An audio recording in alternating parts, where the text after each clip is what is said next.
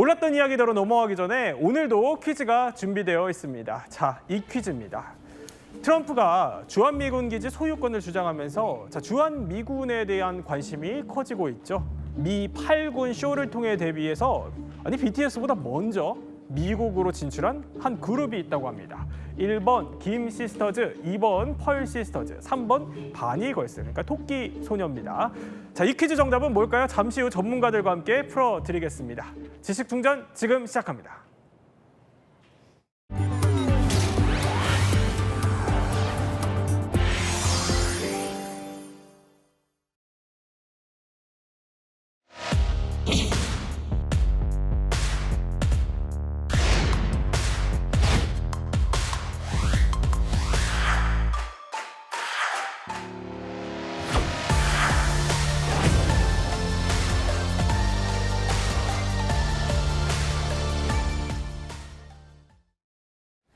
한미 정상회담이 지난주에 마무리됐습니다. 워낙 돌발적인 트럼프와의 첫 만남이다 보니까 우려도 있었던 것도 사실이었지만 이 회담 자체는 그래도 성공적이었다 이런 평가들이 나오고 있죠.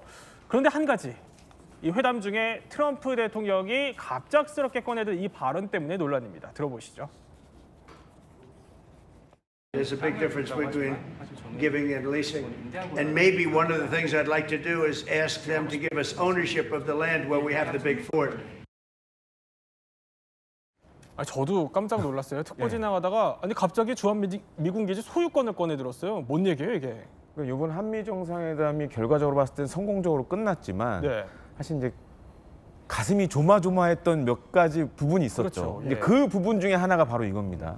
갑자기 난데없이 소유권 얘기를 하면서 이제 이런 얘기를 했는데, 그래서 이와 관련돼서 이제 유성락 안보실장이 얘기를 했죠. 이 소유권과는 별개의 개념이다. 이제 공여의 개념이다라고 이제 얘기를 했고, 잘 보시면 이 트럼프 대통령의 일종의 협상 전략 같아요.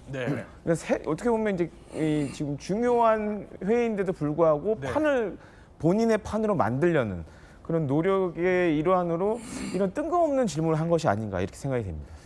정 작가님. 그런데 트럼프가 이렇게 발언을 한 걸 두고 일각에서는 그러니까 트럼프가 부동산 업자 출신이니까 땅 탐내던 그 부동산 업자 시절의 DNA 이거 또 보여준 거 아니냐 이런 얘기가 있어요.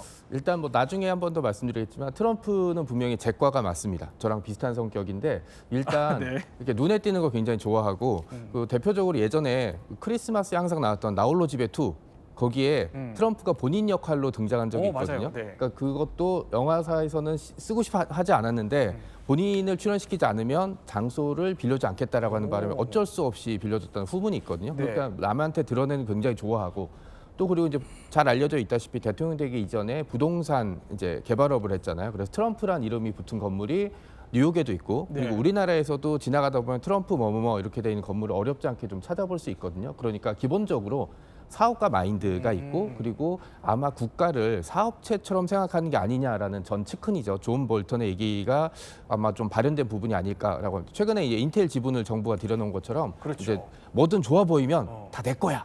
일단 내가 하고 싶어. 네, 약간 저랑 좀 비슷한 성향이 있는 것 같습니다.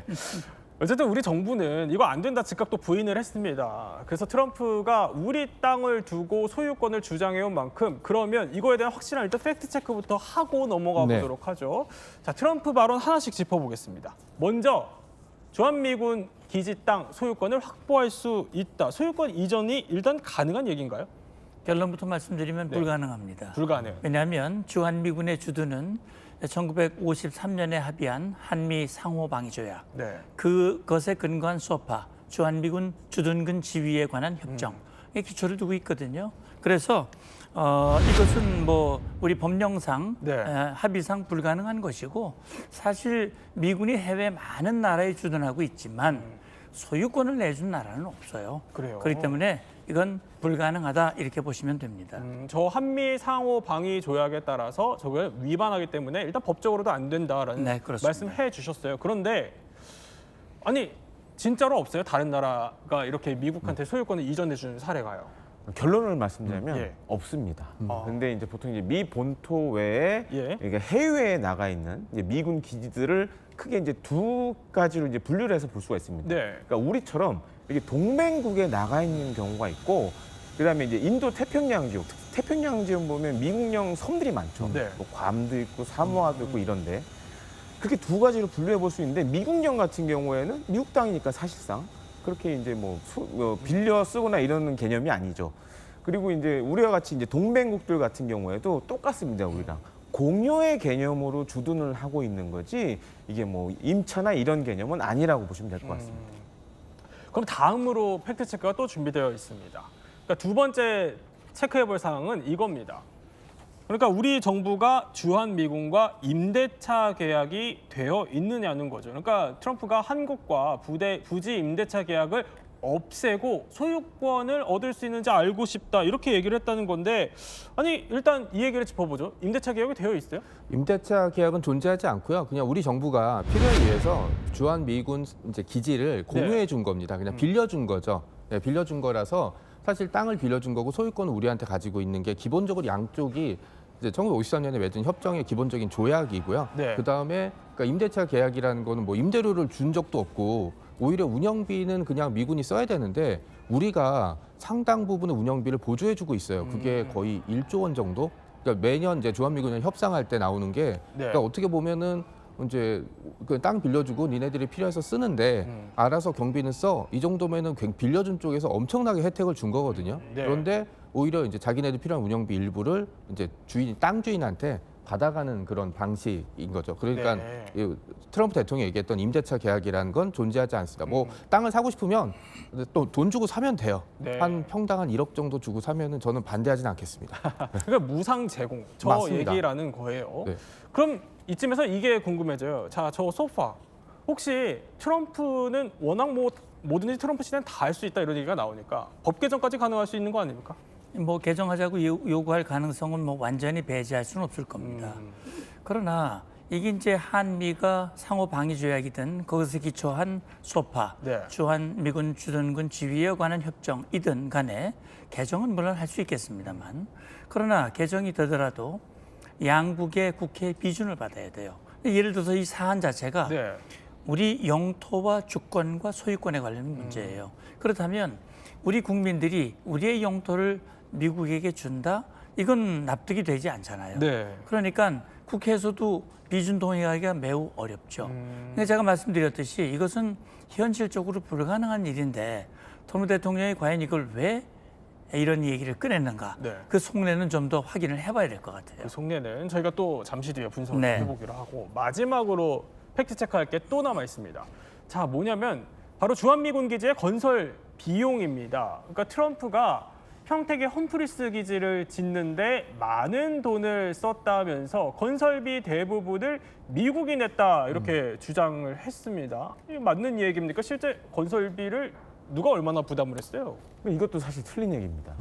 그러니까 실제 이제 건설 비용이 네. 대략 한 100억 달러. 그러니까 지금 환율로 계산해 보면 약 14조 원 정도 들었는데 이 가운데 90%를 사실 우리나라가 냈습니다. 그래요? 네, 10% 정도는 이제 미국 측에서 냈는데 그 10%도 사실 이게 기지 기반이라든가 뭐 건물이라든가 이런 건 사실 우리가 다 비용을 냈고 네.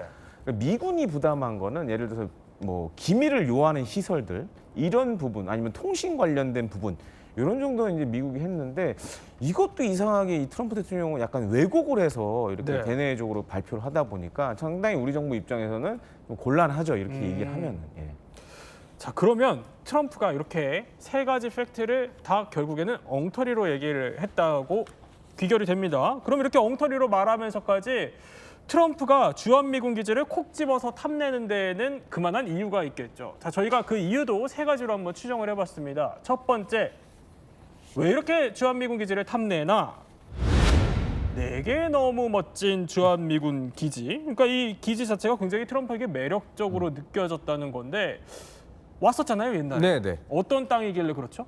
땅이 일단 좋습니다. 왜냐면 위치가 그 한반도의 중심부에 가깝고 네. 그다음에 트럼프와 미국이 최근에 제1의 적으로 삼고 있는 중국과도 코앞에 있는 미군 기지. 코앞에 있는 미군 기지 중에 가장 큰 규모일 거예요. 네. 뭐 북한도 마찬가지겠고 그다음에 그 기지 건설 자체 뭐 필요한 시설들 다 들어 있습니다. 뭐 비상활주로도 있고 그다음에 학교, 네. 그다음에 뭐 마켓, 그다음에 우리가 PX라고 불렀던 그런 것도 있고 그다음에 제가 예전에 용산에 가봤을 때 보니까 뭐 극장 그다음에 우리나라에 없는 프랜차이즈 이런 건물들도 있고, 그러니까 네. 미군과 미군 가족들이 지내기에는 뭐 전혀 이제 어색함이 없는 그런 위치이고, 그다음에 트럼프가 부동산 개발업자잖아요. 그러니까 네. 건물을 딱 보면 땅을 보고 이렇게 되게 탐을 내는데 건물이 굉장히 예쁘게 지어졌고, 그다음에 많은 시설들이 필요한, 그러니까 여의도의 5배 면적에 네. 미군과 미군 가족, 그다음에 군무원들까지 해서 거의 46,000명 정도가 생활하기에 아무 문제가 없고, 네. 그다음에 또 근처에 오산 비행장 그리고 평택항 아주 가깝거든요. 여기다 철도로 연결돼 있어서 네. 유사시에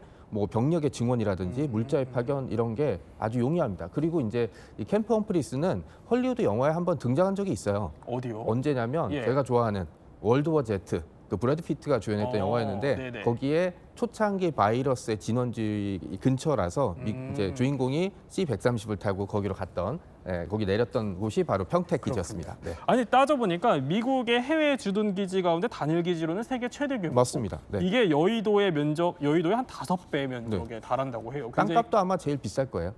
굉장히 큰 규모의 어쨌든 땅이라는 거예요. 트럼프가 탐낼 만한. 그런데 2017년에 여기 험프리스를 방문했을 때 트럼프가 남다르게 좀 만족을 드러냈던 장면이 포착됐어요. 예, 그러니까 2017년에 이제 방한했을 때 마린 원, 이 해병 헬기죠. 30분을 돌아봤어요. 네. 쭉 돌아보고 굉장히 만족을 했거든요. 그러면서 주한 미군 당시 사령관에게 그 브리핑을 받았습니다. 네. 그러니까 그때 당시에 트럼프 대통령이 그런 얘기를 했어요. 캠프 험프리스는 정말 훌륭한 시설이다. 그리고 특별한 장소라고 얘기를 했거든요. 당시도 비용을 얘기를 했어요. 네. 근데 물론 그때 당시 뭐 자기들이 냈다 그런 얘기를 하지는 않았지만 정부와 국가가 이 정말 훌륭한 시설을 만들었다라고 얘기를 했는데, 트럼프 대통령이, 저도 여기 몇 번 가봤습니다. 그래요? 가봤는데요. 뭐 지휘 통제는 물론이고 모든 교육 훈련 시설이라든지 그다음에 군수, 병참 이런 모든 것들이 다 돼 있는 거예요. 그러니까 주한 미군에 흩어져 있는 많은 기지들을 이곳으로 다 집결을 했습니다. 네. 그래서 말씀을 하셨습니다만 전략적으로 봤을 때 이 캠프 험프리스는 중국을 마주보고 있고, 그래서 주한미군 사령관, 이 브런슨 사령관이 그런 얘기를 했어요. 주한미군 이게 아주 고정된 항모와 같다 그런 얘기를 했거든요. 그렇기 때문에 트럼프 대통령이 탐낼 만하죠. 그러니까 주한미군 저 기지가 항모와 같은 역할을 하는 것으로 인식이 된다. 일본과 중국 사이에 예. 고정된 불침 항모와 같은 이런 것이고, 네. 여기 이런 시설이 있다고 하는 것은 미국의 인도 태평양 전략, 대중국 전략에 있어서 핵심적인 역할을 할 수 있다. 그렇다면 이걸 만약에 상황 변화에 따라서 네. 이걸 만약에 내줄 수도 있다라고 하면 안 되니까 아예 가지는 방안도 있지 않냐, 이런 생각을 할 수도 있었겠다라는 생각이 드는 거죠. 가보셨다고 하니까 네. 보셨을 때도 진짜 트럼프가 탐낼 만해요. 예, 그러니까 거기 보면 주한미군 사령부, 한미연합사령부, 유엔군 사령부 모두가 다 있어요. 이게 지금 이 브런슨 사령관은 3개 모자를 쓰고 있는데 그게 다 같이 있어요. 한 시설 내에. 옛날엔 떨어져 있었거든요. 네. 한 시설에 같이 있고 모든 지휘 통제 C4I라고 그러는데 이게 다 돼 있거든요. 병원 있죠, 뭐 극장 있죠, 매장 있죠, 학교 있죠, 병원, 모든 것들이 다 돼 있기 때문에 정말 탐낼 만한 곳이다. 저도 좀 세상에 네. 딴 세상에 와 있다라는 그런 생각이 진짜요? 들 예. 정도였거든요. 군사적으로는 확실히 탐낼 만하다는 걸 그럼요. 봅니다. 자, 그러면은 트럼프가 미군 기지를 탐내는 두 번째 추정 이유 한번 살펴보죠. 왜 탐내나? 그러니까 전 세계 곳곳이 내 사업장이라는 겁니다. 그러니까 트럼프식의 어떻게 보면 부동산 사업가 시절의 DNA, 그리고 확장주의적인 생각과 태도가 반영이 됐다는 건데, 자, 과거에도요 이미 이런 태도는 여러 차례 드러나기도 했었습니다. Greenland is a wonderful place. We need it for international security. And I'm sure that Denmark will come along. Are you also considering military force to annex and acquire? No, economic force. Because Canada and the United States, that would really be something. So we're going to be changing the name of the Gulf of Mexico to the Gulf of America, which has a beautiful ring that covers a lot of territory. The Gulf of America. 아니, 그린란드도 우리 땅, 캐나다는 우리 주, 멕시코만은 미국만으로 바꿔라. 그러니까 네 땅도 내 땅도 다 내 거다. 트럼프의 이런 확장주의적 전략의 일환이에요, 이것도? 예, 그러니까요. 신확장주의라고 얘기하는데 미국의 전략적 이익을 위해서 이 영향권을 넓히려고 하는 일종의 트럼프식 대외 정책의 기조다. 이렇게 말할 수가 있는데 이건 뭐 공정이라는 말은 통하지 않고요. 네. 이거는 뭐 오로지 미국 우선의 가치, 이익 실현 이런 것들이죠. 그래서 관세 폭탄을 막 매기지 않습니까? 동맹국도 예외가 없습니다. 이것이 바로 트럼프식인데 지금 방금 화면에서 보셨듯이 그린란드법 파나마 운하도 나오죠. 네. 통제권. 그리고 심지어는 이스라엘이 지금 하마스와 전쟁을 벌이고 있는데 가자 지구도 이건 미국 걸로 만들고 싶다. 네. 그런 얘기를 했어요. 이게 바로 트럼프식 신확장주의의 일환이다. 네. 이렇게 해석할 수도 있는 것이죠. 아니 근데 김 대표는 그동안 뭐 캐나다, 그린란드, 뭐 멕시코만 그러니까 아시아는 아니었던 건데 이번에 지금 동북아에 처음으로 이런 비슷한 맥락의 말을 던진 거예요? 그러니까 트럼프 대통령의 지금 머릿속에는 평택에 대한 호감도가 거의 200% 있는 것 같아요. 그래서 이제 많은 분들 잘 모르시는데 2기 행정부 출범하고 그러니까 재선에 성공하고 취임식 한 다음에 저녁에 연회를 했습니다. 그때 유일하게 해외 미군 기지랑 영상으로 이렇게 한 적이 있었는데 그게 바로 평택 캠프. 그게 평택이에요? 네. 그러니까 그 정도로 지금 굉장히 매력적인 곳이라고 보고 있고 또 한 가지로는 우리가 대중국 견제에서 시점을 봤을 때는 지금 평택 기지가 잘 보시면 베이징이랑 엄청 가까워요. 위도상으로 거의 비슷할 겁니다. 그렇기 때문에 이제 미 군의 입장에서 봤을 때는 이게 중국의 가장 핵심이라고 할 수 있는 베이징을 위협할 수 있는 아주 중요한 위치에 있다라고밖에 볼 수밖에 없는 거죠. 아니 그러면은 이게 사실상 중국을 견제하는 항공모함 같은 역할을 한다. 트럼프는 이렇게 인식하고 있는 거예요? 예. 실제 우리 브런슨 사령관, 지금 주한미군 사령관, 연합사령관, 유엔군 사령관을 겸직하고 있죠. 인도 태평양 한 심포지엄에서 그런 얘기를 했어요. 한반도 대한민국 캠프 험프리스는 정말 고정 항모, 불침 항모와 같다. 이건 일본과 중국 사이에 있는 고정된 항모 위치라고 그런 얘기를 했었고요. 실제 지금 미국의 핵심 전략이 인도 태평양 전략, 이게 중국 견제거든요. 그런데 지금 이번에 한미 정상회담을 했습니다만 중점, 안보 중점 과제가 한미동맹 현대화였거든요. 그 현대화 핵심이 뭐냐면 주한미군의 전략적 유연성이에요. 그렇죠.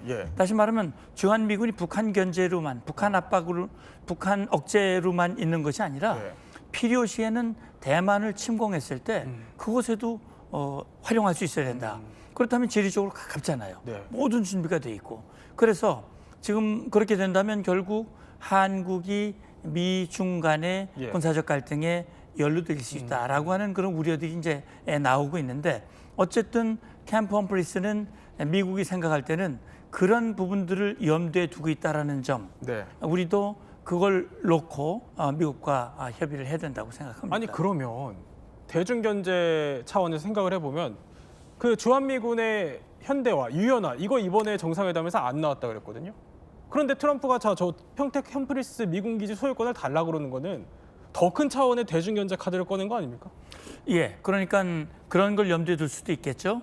물론 이제 소유권 얘기를 했지만 실제 그걸 요구할지는 좀 지켜봐야 되겠습니다만 그러나 그걸 통해서 지금 주한미군 전략적 유연성뿐만이 아니라 방위비 분담금의 증액, 그다음에 국방비의 증액, 여러 가지 다른 안보 현안들도 있어요. 주한미군의 규모도 뭐 해당되는 것이고 그렇기 때문에 이런 것들을 놓고 미국이 우리와 협상을 하면서 우리에게 소유권 문제는 좀 집어넣을 테니 다른 거에서 좀 더 많은 기여를 해라. 그런 카드를 내놓을 가능성도 우리는 함께 협상 과정에서 대비할 필요가 있는 겁니다. 그렇군요. 자, 그러면 트럼프가 미군 기지를 탐내는 세 번째 추정 이유 한번 살펴보겠습니다.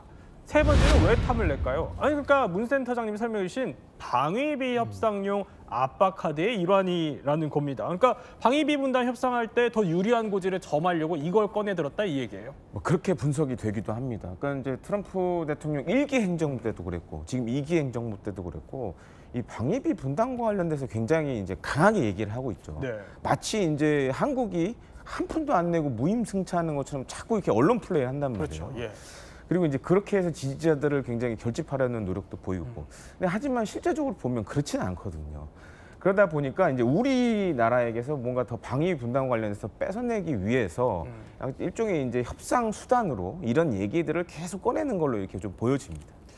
자, 이렇게 트럼프가 탐내는 미군 기지는요, 사실 단순한 또 군사 시설은 아니에요. 물론이죠. 그러니까 우리에게는 한미 동맹의 상징이자 지난 수십 년 동안 우리의 어떻게 보면 삶과 문화를 바꿔놓은 또 굉장히 중요한 요소이기도 합니다. 그래서 한번 이 미군 기지의 모습을 잠깐 저희가 좀 돌아볼게요. 일단 여기 언제 좀 처음 만들어졌죠? 주한미군이 이제 미군이 이제 이 땅에 처음 들어온 거는 1945년 9월, 그러니까 일본이 원자폭탄 2방을 맞고 항복한 이후에 한반도에 38선이 그어져서 북쪽은 소련군이, 남쪽은 이제 미군이 와서 일본군의 무장 해제를 위해서 주둔하기 시작했던 게 처음이었고요. 그리고 미군이 용산에 처음 들어왔던 거는 그곳이 이제 일본군이 주둔했던 곳. 지금 실제로 용산에 가보시면 일본군이 썼던 그 건물들을 그대로 이제 살짝 개조해서 사용하는 사례들이 굉장히 좀 많이 있거든요. 그리고 이제 사실은 48년에 대한민국 정부가 수립된 이후에 이제 철군을 했지만 2년 이후에 이제 그 한국 전쟁이 터지면서 다시 이제 미군이 들어왔고, 그리고 53년부터는 이제 용산에 주둔하게 됐습니다. 그리고 이제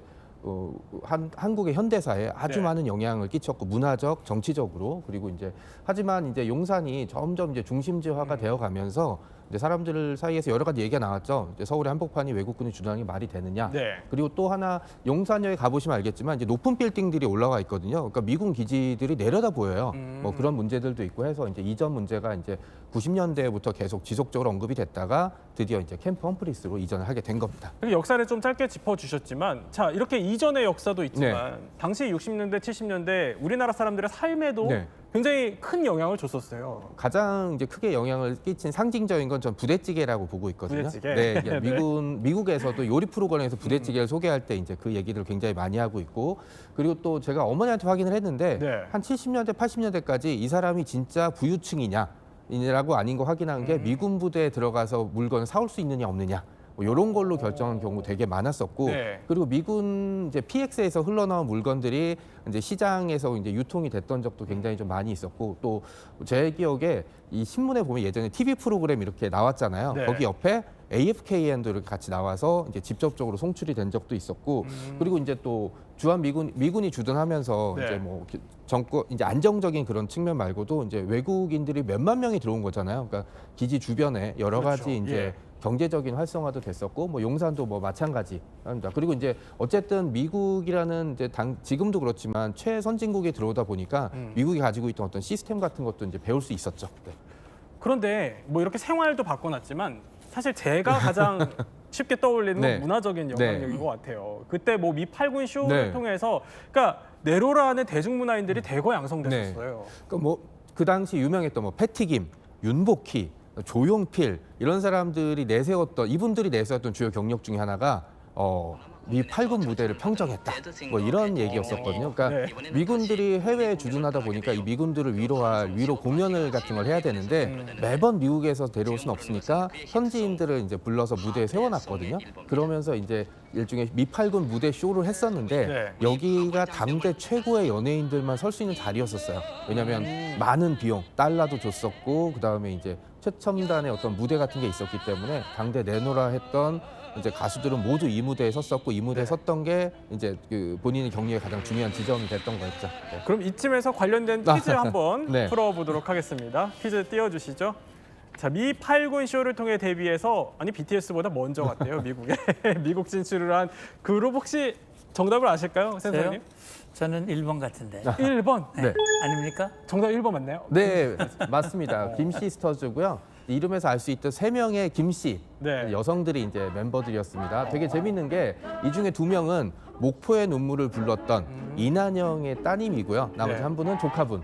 그래서 이분들이 이제, 그리고 이난영이 이제 속했던 저고리 시스터즈라는 그룹이 한반도 최초의 걸그룹으로 알려져 있거든요. 그리고 이게 우리 최근에 잘 알려진 K-팝 데몬 헌터스 초반에 그 헌트릭스 이전의 헌터들이 나오잖아요. 그러니까 첫 번째 나온 헌터들이 아마 김 시스터즈나 저고리 시스터즈를 포함한 게 아니냐라고 돼 있고, 이제 이분들도 이제 그 미 8군 무대에 섰다가 60년대에 미국으로 진출했는데, 당시 미국의 최고의 쇼 무대는 라스베가스였거든요. 여기 뭐 당대 미국의 유명한 이제 가수들이 많이 섰는데 그 자리에서도 이제 오랫동안 활동을 했습니다. 자, 이런 이제 영향력이 90년대까지 쭉 끼치면서 우리나라 삶에 어떻게 보면 전반에 영향력을 좀 줬다라고도 볼 수 있을 것 같아요. 근데 주한미군 기지의 이제 소유권까지 지금 또 거론이 되기 시작을 하는 건데, 이게 실제로 현실적으로 따져봤을 때 퍼센테이지로 혹시 말씀해 주시면 몇 퍼센트 가능성이 있다고 저는 뭐 0%라고 생각합니다.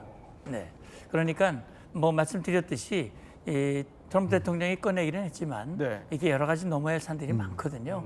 그래서 득보다는 실이 훨씬 크다. 그런 차원에서 제가 볼 때는 아마 트럼프 대통령 또 미국의 참모들이 이걸 공식화하지는 않을 것이다라는 생각이 듭니다. 혹시 김대엽 평론가는 몇 %세요? 저도 0%요. 0%? 예. 정명수 작가는? 저도 제로라고 보지만 또 대통령이 트럼프잖아요. 네. 그리고 이제 제과이기 때문에 그냥 앞뒤 안 재고 그냥 무조건 줘. 무조건 줘. 이렇게 하면은 주변에서 이렇게 대책을 이제 세우려고 하지 않을까라는 네. 생각. 그러니까 저도 0%인데 트럼프니까 혹시 모르겠다. 한 5% 정도? 네, 이렇게 생각하고 있습니다. 아니 세 분 다 0%라고 하셨지만 네. 그래도 트럼프가 이걸 계속해서 꺼내들면서 협상용 카드로 갖고 나오면 우리 어떻게 대응해야 됩니까? 예, 저는 뭐 이것의 법적 부당성 또 이것으로 인해서 득보다는 훨씬 실이 크다. 한미 동맹을 해칠 가능성이 높다라고 하는 점을 충분히 설득함으로써 네. 그런 요구를 아예 꺼내지 않도록 또 꺼낸다 하더라도 이것을 성사시키지 못하도록 모든 노력들을 집중해야 되고요. 저는요 주한미군 소유권 얘기를 했습니다만 한미동맹 주한미군은 오늘의 안보를 지키는 핵심 역할을 했고 앞으로도 네. 변함없을 거라고 봅니다. 네, 세 분과 함께 주한미군 기지의 소유권 논란 그리고 한미동맹 이야기까지 짚어봤습니다.